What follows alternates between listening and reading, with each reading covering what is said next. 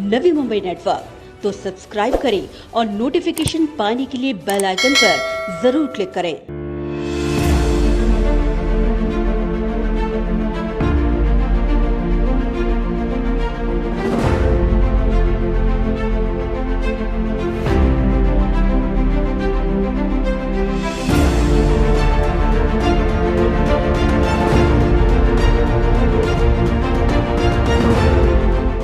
गणेश नाइक का वो युवा दौर जब उनके पास पार्टी न थी, पद न था, मगर नवी मुंबई के जनता को न्याय दिलवाना पहली जिम्मेदारी थी। और उस दौरान उन्होंने सभी कंपनियों में स्थानिक प्रकल्पग्रस्तों को नौकरी दिलवाने के लिए अथक संघर्ष किया।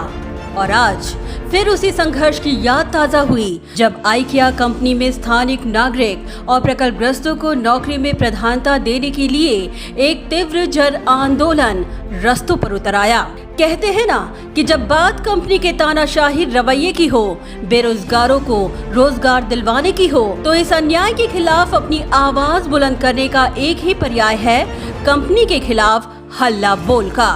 तुर्भे स्टोर परिसर में स्थित आइकिया फर्निशिंग मॉल के तानाशाही रवैये और जाति के खिलाफ आवाज बुलंद करते हुए तुर्भे स्थानिक नागरिक और प्रकल्पग्रस्त संघर्ष कृति समिति के बैनर तले पूर्व नगर सेवक अमित मेड़कर, समाज सेवक अंकुश मेड़कर, गणेश मेड़कर, अनवर शेख, राजू शिंदे और राजेंद्र इंगले के नेतृत्व में स्थानीय निवासियों और प्रकल्पग्रस्त सुशिक्षित बेरोजगारों को दरकिनार कर नवी मुंबई के बाहर के लोगों को नौकरी में प्रधानता देने के विरुद्ध आज आइकिया कंपनी के खिलाफ जोरदार आंदोलन किया गया। तुर्भे की जनता के लिए शुरू यह जन आंदोलन उस समय काफी व्यापक रुख अख्तियार कर गया जब तुर्भे क्षेत्र की महिलाएं, बेरोजगार युवा आइकिया फर्निशिंग मॉल के खिलाफ अपना विरोध जताने निषेध फलक लेते हुए सड़कों पर उतर आए। इस जन आंदोलन में आइकिया कंपनी के खिलाफ सभी ने जमकर नारेबाजी करते हुए अपना विरोध जताया।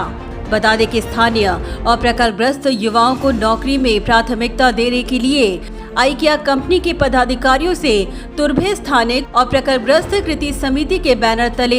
8 दिनों पूर्व एक शिष्टमंडल ने मुलाकात की थी, मगर जब उनकी मांग को कंपनी ने तवज्जो नहीं दी तो अपने स्थानीय नागरिकों को न्याय दिलवाने के लिए तुर्भे स्थानिक और प्रकल्पग्रस्त संघर्ष कृति समिति का ये जन आंदोलन आज आइकिया कंपनी तक पहुँच गया। इस दौरान अपने कड़े तेवर दिखाते हुए अमित मेड़कर ने ये आरोप लगाया कि तुर्भे के स्थानिकों के साथ आइकिया कंपनी अन्याय कर रही है, जिसे बिल्कुल भी बर्दाश्त नहीं किया जाएगा। नई मुंबई छोड़ के थाना है, वहाँ के लोगों को यहाँ पर प्रायोरिटी, थाना से लोग आ रहे हैं, वहाँ पर मीरा भाईंदर से लोग आ रहे हैं, पर यहाँ के स्थानिक लोगों को यहाँ पर जॉब नहीं है। और ख़ास करके हम लोग कोई यहाँ पर बड़ी मांग नहीं कर रहे, हम लोग उनको बोल रहे कि हमारे पास अनएजुकेटेड लोग ज़्यादा है, तो वो हाउस कीपिंग और सिक्योरिटी में खुद से काम करने की वो इच्छा रख रहे, तो वो लोग को उसमें वो किसी ना किसी को तो जॉब देने ही वाले, तो हमारे लोगों को जॉब देने में उनमें क्या दिक्कत है। हमने उनसे ये मांग की है कि आप लोग हमारे लोगों को पहली प्रायोरिटी दिए, उनका आप एग्जामिन करिए, उनका इंटरव्यू ले लीजिए, अगर वो फिट है तो दीजिए, नहीं फिट है तो मत दीजिए, लेकिन पहली प्रायोरिटी तो दीजिए। 1.5 लाख लोगों में क्या 400 साढ़े 400 लोग मिलेंगे नहीं, ऐसा आप लोगों को लगता है क्या? आप लोग मुझे बताइए कि 1.5 लाख की ये बस्ती में क्या 400-500 लोग मिलेंगे नहीं फिट?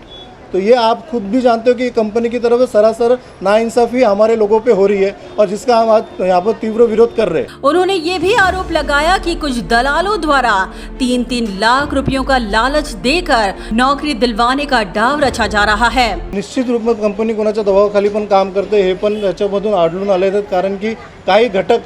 माजी घटक काहीतरी आहेत, काही त्यांच्या शिफारसनी पण काही लोक चालले आहेत, तर त्यांना तिथे प्राधान्य दिले गेलेलं आहे, हे पण आमच्या कानावर आलेलं आहे। तर आम्ही तेही त्यांना रिक्वेस्ट केली की तुम्ही असं कोणताही पक्षपात इथे करू नका, राजकारणात या जॉबच्या याच्यामध्ये आणू नका। काही राजकीय लोकांचे दल इथे सक्रिय आहेत, ते आता मी कुणाचं नाव घेत नाही,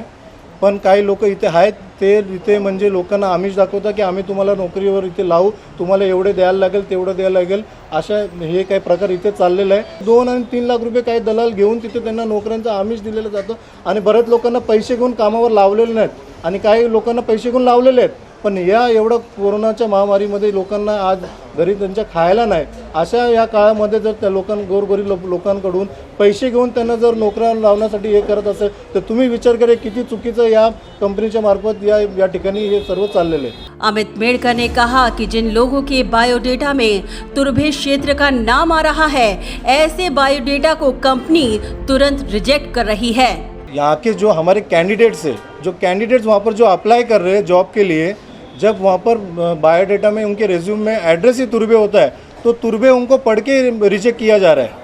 उनको वहाँ पर इंटरव्यूज़ के लिए बुलाया ही नहीं जा रहा है। वहाँ पर जो उनका कहना है कि थर्ड पार्टी उन्होंने सिक्योरिटी और हाउसकीपिंग के किसी को कॉन्ट्रैक्ट दिया हुआ है, तो वो लोग तो डायरेक्ट 1-to-1 एंटरटेन नहीं कर रहे। तो हमने कंपनी से रिक्वेस्ट किया है कि हमें आपसे मतलब है कंपनी से, आप लोगों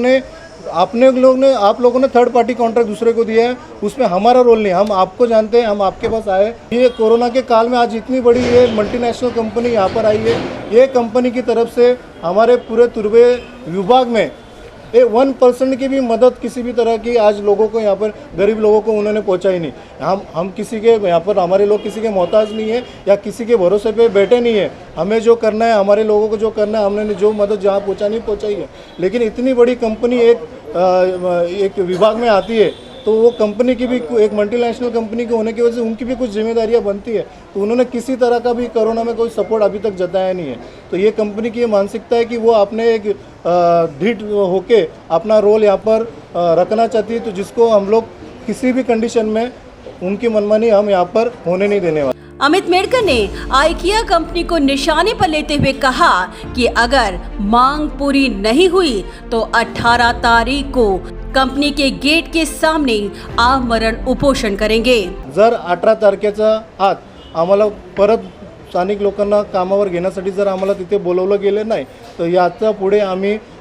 तिथे 18 तारखेपासून आमरण उपोषण तिथे त्या कंपनीच्या समोर करणार, ही भूमिका मी तुमच्या समोर आमच्या जनतेच्या वतीने